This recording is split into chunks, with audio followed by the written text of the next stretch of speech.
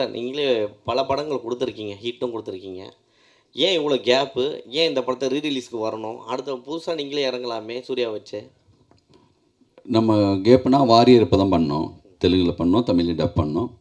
அடுத்து வந்து மகாபாரதம் பண்ணுறதுக்கான ஒரு சின்னதாக பெரிய ஒர்க்கில் இருந்தோம். அது கரெக்டாக ஆர்டிஸ்ட்டு பட்ஜெட் ரொம்ப பெருசு.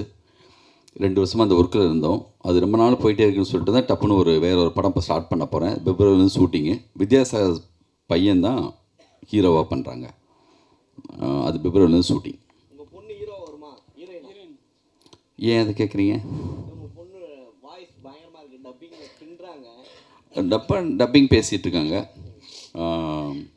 அவங்க விருப்பம் இருந்துச்சுன்னா எல்லா உரிமையும் உண்டு அவங்களுக்கு.